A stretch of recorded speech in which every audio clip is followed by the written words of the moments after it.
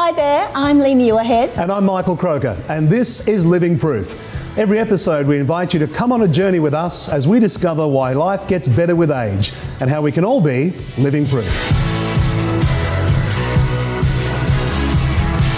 On today's show, Graham visits the gateway to the biggest gem fields in Australia, and Stephen Fennick has some smart tips for buying and using smart TVs. Plus, later in the show, Tasha surprises everyone with her bold reinvention of cruisewear. But first up, resident dietitian Carly looks at choosing the right foods to prevent uncomfortable reflux symptoms. Hi Kay, thank you for having me in your home today. I just want to find out a little bit more about you. Have you had any health issues in the past? I've always had a weight issue. I have had reflux for many years. Do you want to explain a few things that you found make your reflux worse? Tomatoes will, the summer fruits, peaches and apricots, strawberries. I love strawberries. Do you ever find alcohol or fatty foods upset your reflux? Well, I would think that, yes, white wine. I like white wine too, so... Well, we don't want to have you cut that out altogether if you like to have a wine. How do you feel about that if we get you on the scales and go and have a look in the kitchen to see what you're doing? Yes. And let's get some of those symptoms reduced so that you can go to bed and not have that burning sensation, and which can lead to health problems down the track. Does that sound okay with you, Kay? That sounds really good.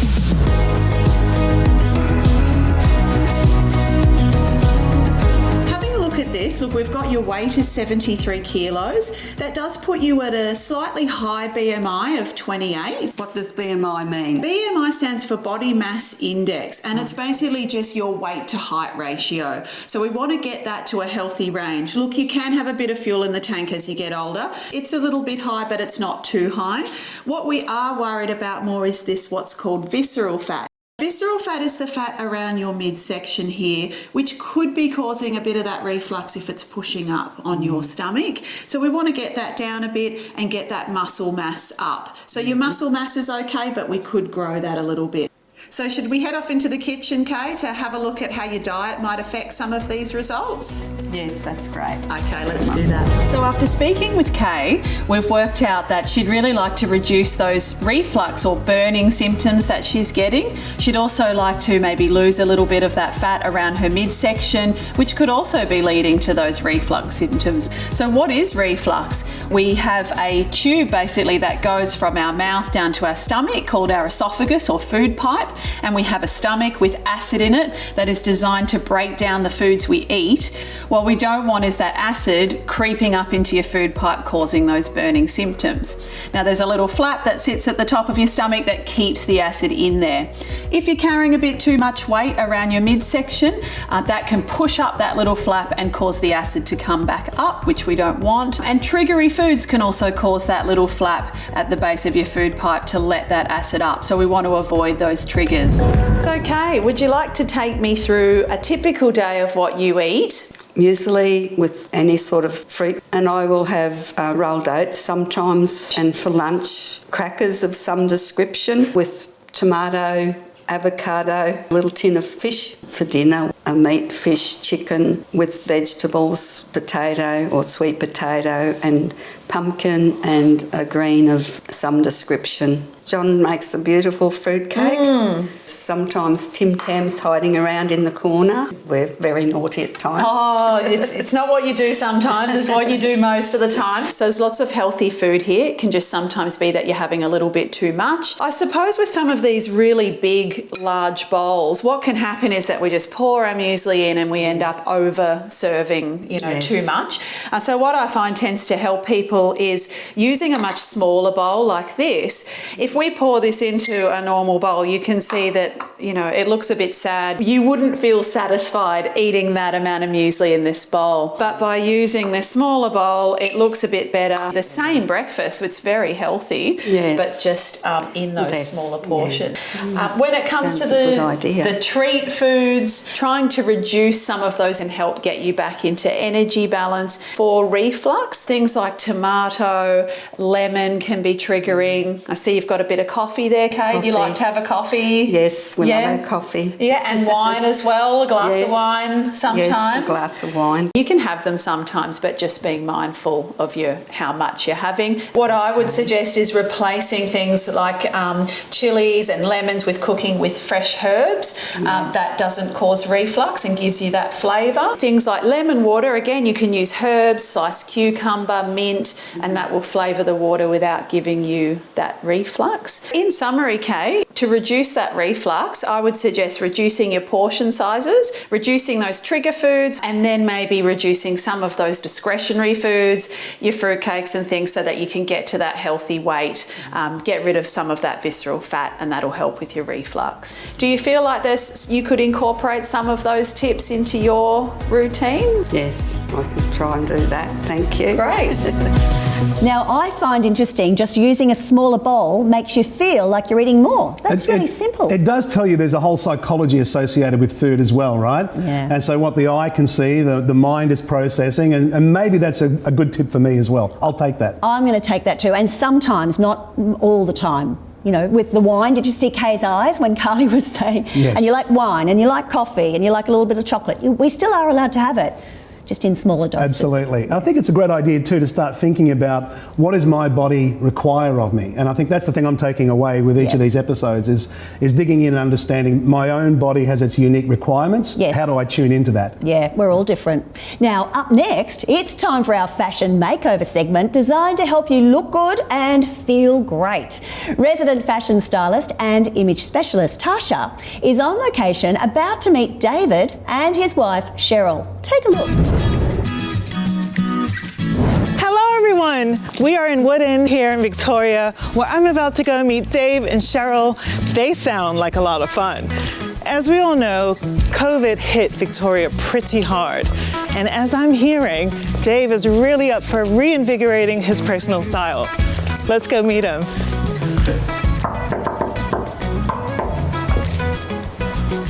Cheryl! Dave! Oh my God, Tasha! What a surprise! Nice to meet you. Fantastic, you too. You're tall. Yeah, so are you. Thank you. Please come in. Thank you. Tell me a little bit about yourself. Oh, we've been married 54 years. Cheryl's got an amazing forbearance to survive that long with me. I agree. Yeah, she totally agrees. Well, I love that, you have this cruise that you're preparing for. You know, when you go through your wardrobe and you realise you're going on a cruise and there are events on the ship that you've got to dress for, find you haven't got anything that you could wear.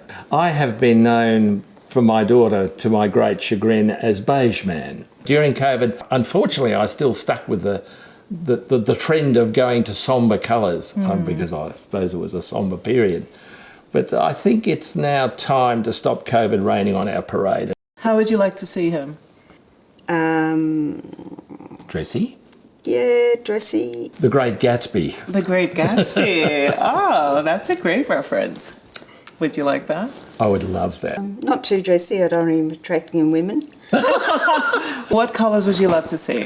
What about some greens, some yellows, sun yellows? Beautiful. Yeah, things that are bright.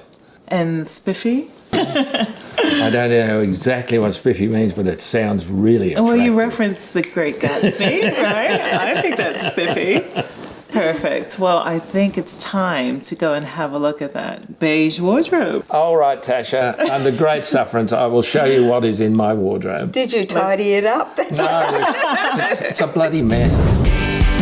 Don't know that this is going to be a very good idea. Okay. Oh. Very beige. And so not you. Where's Dave, the fun, whimsical, Darn good question. charismatic? Let's get you a great colourful pocket square and bring some quirk. And Oh, my favourite shoes. your favourite shoes. Which are worn out and probably need to be They've been chucked. loved well. Yes, they have. I'm seeing contemporary modern, colour, spiffy, to get you ready for your cruise. I'm up for it. I'm definitely up for it.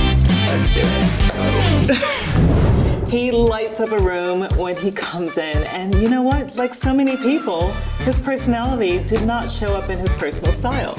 Why is that? Why do people believe that when they get older, they should lose who they are? So we're going to lift you up, and I believe that this cruise could be the catalyst to give you that change that you're looking for. Dave's overall physical shape is pretty slim. He's about 6'1", so you want to make sure that their sleeve length hits you at least an inch below the wrist. And he also wants color. And because of his olive skin tone, there's not too many colors that he cannot pull off. I cannot wait to show Dave his new look. Dave, be prepared to look spiffy.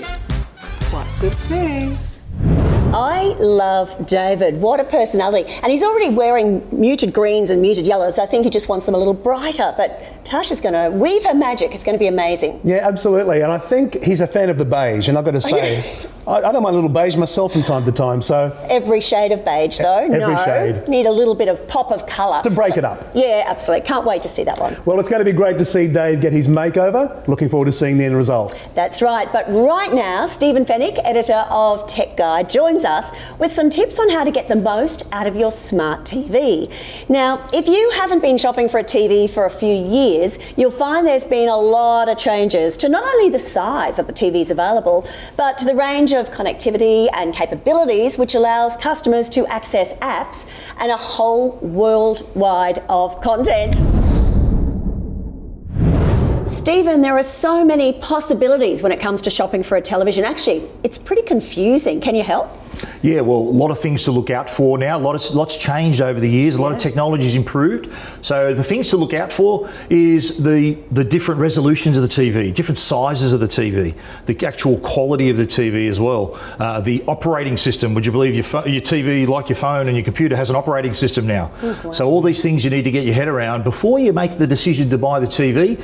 And then once you understand that, there's a bit of some terms and jargon you need to understand as well, like 4K, that refers to the resolution, as does 8K. There's high dynamic range, which refers to the contrast. There's Dolby Vision, which is another version of high dynamic range. Dolby Atmos, which is a sound format as well. Wow. So all these things that weren't existing when you bought your TV 8 years ago are now suddenly things you need to get your head around before you decide on the TV that you want. So, Stephen, what should people be looking for when they're out in the market for a new TV? Well, a lot of things to keep an eye out. One thing, set your budget. Know how much you want to spend. That will determine the size of the TV, the quality of the TV you want to buy, whether you want to have a different brand, different operating system. So there's all these factors to keep in mind. They'll all be smart TVs as well. But once you set those parameters and get your head around the jargon, then you can go out and make your decision. I know, but there are so many types, with the technology that's being offered. I'm actually quite confused by some of the names. Yeah, well, that's another decision you need to make, the type of television. There's OLED, which is organic light emitting diode. So these are pixels that self-emit. So they run a charge, they produce the light. When they turn off, it's pure black because there's no backlight on an OLED TV. Wow. They're also a lot thinner. Okay. But if you go to an LED TV, there's quantum dot technology. Then that applies a filter to the TV to make the colours pop, to improve the contrast. And then, of course, if you want to go even bigger, lately there's been a trend towards short throw projectors. And by their very name, short throw, typically a projector's back in the back of the room. Short throw means they're right here on your entertainment unit. And they can beam up an image of about 120 inches. On your wall? On the wall, and you're getting all of the smarts of the TV. There's even speakers built in, but you're getting a picture, a much larger image as well. Ooh. It's an interesting thought then. People seem to be moving toward bigger being better, is that right? It's go big or go home when it comes to buying a TV nowadays. Right. Australians love a big TV. 75 inch seems to be the new stepping on point. And we're seeing 75 inches, the fastest growing size of TV you can buy. And they're going even further, 85 inch, 120 inch. Size is growing, and no one is ever going to take the TV home and say, that TV's too big. You're going to watch your sport, your movies, you're going to love it. Those bigger TVs, they're here to stay. Talking size, is it from corner to corner? That's right, yeah, that's the diagonal measurement, and it's in inches too. It's always in inches you're talking for TVs, and it is corner to corner. Okay, and also everything is at our fingertips now. The streaming services we've got, the apps, look what's on the screen now. Right here, look, you've got all the streaming services here. You've got your Netflix, Prime, even got YouTube. A lot of people thought YouTube, I can only watch it on my phone or on my tablet. Yeah. Not anymore. more, you can watch it on your big TV, including this show is on YouTube. Let's check it out. Well, there we are. I know that guy. I know these people. Very familiar. So you can enjoy all your YouTube content on that big screen, among other apps, catch-up TV apps, 7, 9, 10, all the free-to-air stations have catch-up apps, YouTube, streaming services. There's a world of content out there. Oh my goodness. I guess if you've just gotten into this world, it can be a bit overwhelming when you look at that suite of options. Would you suggest people just take their time and get to know the TV? Well, the beauty of the modern TV is that setup is really easy. They've made it so it's a step-by-step process. So you connect it, you can connect it to your network, it guides you through the steps, and by the end of it, you've got your TV tuned, you've got all your streaming services and apps all downloaded and installed, and you're ready to enjoy. Fantastic. Tell you what, free-to-air would be struggling, wouldn't it? With all these options that we have now. And it's hard to decide what one to watch. But YouTube, I think this is the one to go. That Living one there. proof. Good place to start. Yeah, good place to Absolutely. start. Stephen, always a pleasure. Thank you so much for joining us. Actually, I remember when the TV sets turned off at midnight and it was just like that, white noise that they would do. Remember it well. Oh, and the TVs were so thick. Look at the size and the thinness now. It's a brave new world. It is a brave new world. All right, coming up next on the show, Graham goes fishing for sapphires and red claw in a beautiful regional area right here in Queensland.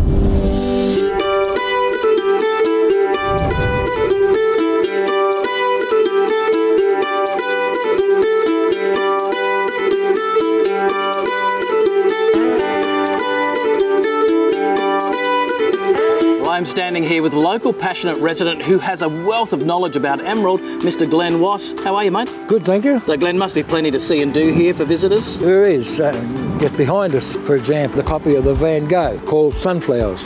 Now, this area here used to be one of the largest sunflower growing area in Australia. Unfortunately, it got a disease in it many years ago. You don't see sunflowers now in somebody's garden. West is the Gemfields. Beautiful. There's the Botanical Gardens, the other side of town, Fairburn Dam and Lake Marylebone, the Minerva Hills National Park, Fridge Gorge. It's a must-see. Can't wait to check it out. Right. Good on you, mate. Good.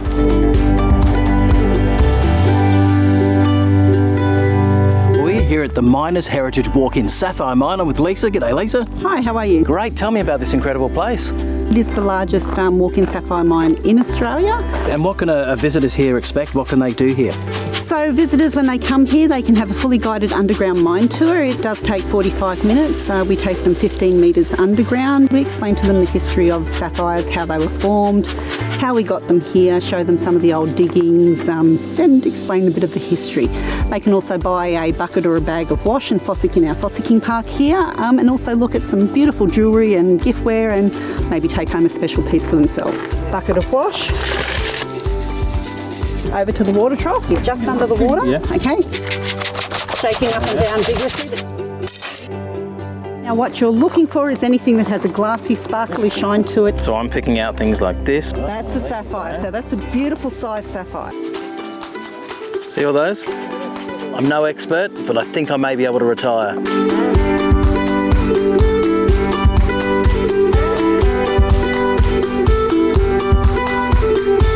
I'm standing here in the beautiful Emerald Botanic Gardens and I'm talking to Michael, who's a local resident and photographer. G'day, mate, how are you? Good, mate, yourself? Mate, I'm great. Tell me about this beautiful spot. In size, 42 hectares, split down the middle from the Nagoa River. Walking tracks, running tracks, wildlife with birds, kangaroos, koalas. Then you got the duck ponds, the windmill, playgrounds and picnic areas for the family and friends and that. What does it take to get in amongst the wildlife and get those great shots? If you spend the time, you get to know where each bird and species is. Same with the koalas, they move around quite often. Is there a better time of day to shoot? Usually morning and afternoon is the best time to shoot, but I've found any time of day is pretty fine around here. One of the prettiest birds we've got here is a forest kingfisher. Yeah. Very vibrant. You just sit here all day watching them come down out of the trees. Just had to come and check out Lake Marylebone and Fairbairn Dam, just a short drive southwest of Emerald. Now I've been told that this holds 3 times the capacity of Sydney Harbour. Now I also learned that Marylebone is Aboriginal for where the black ducks fly. What a special place this is. An abundance of wildlife and just absolute serenity. Well, I'm here with Jeff and Pete, a couple of fellows who come up to the lake every year. Morning, fellas. How are you? Oh, good, thank you. Mate, what's the attraction every year? Well, we come up here to red claw. Most days we get, anywhere up to 100 red claw. That's great. And fish? You get plenty of fish? They get plenty of fish here. What's the passion? Mate, it's the red claw and the weather, where we come from, very cold. We come up here and just love the sun. And, it's great. Yeah. It's a beautiful town, and all the people up there at the caravan park, they're all doing the same thing we're doing. And, it's just fantastic. Fellas, thanks very much for having a chat with us. It's been a pleasure. Our pleasure. Thank you very much, and we'll see you next year. Good on you. Good on you.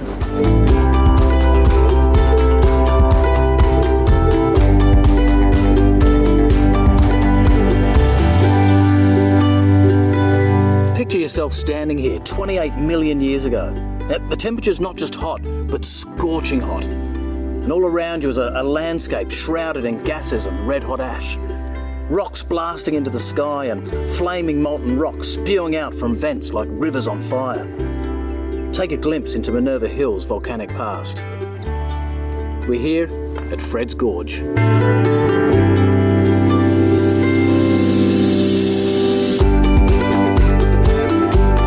What a town of diverse experiences. Well, Emerald, you have been a great town to visit. But as always, don't take my word for it. Come and check it out for yourself. Well, there we go. That is amazing, isn't it? I keep forgetting just how big and beautiful this land still is. There's so many areas of Australia that I still haven't seen, and getting this little peek is really inspiring. He's done a great job. The characters, I love it. And I would like to see that sapphire, Graham. Yeah, lucky guy. That's a good gig the man has. I know, fantastic. Well done. Well, you never know where he's going to turn up next, do we?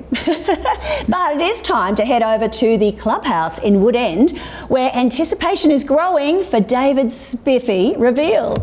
Okay, everyone, I've just assembled a ton of Dave and Cheryl's friends here in the clubhouse. Let's go.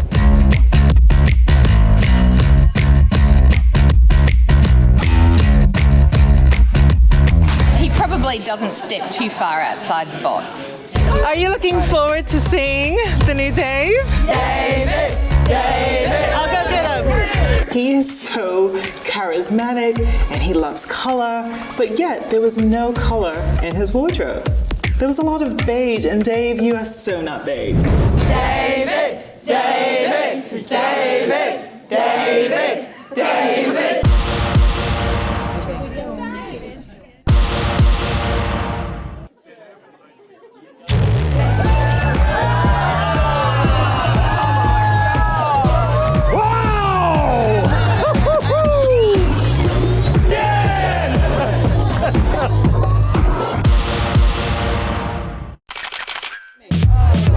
Hello, gorgeous. Socks I love. Thanks, Liz. I love the And they're odd socks. They've got sexy legs. Very handsome. Oh, very nice. Very nice. Very nice. Very charming. Although he wouldn't Looks like wear he this belongs in on a winter. cruise. Daughter? Hello, Father.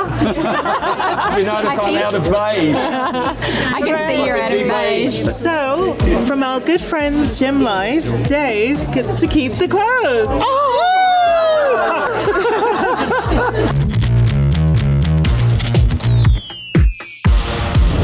Watch out. I think it's going to be Love Boat revisited.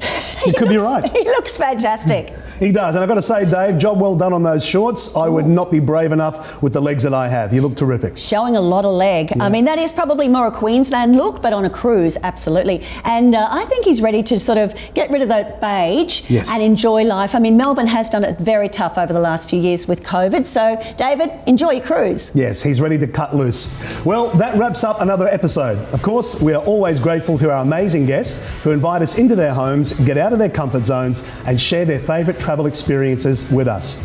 It certainly does, and we look forward to you joining us next time.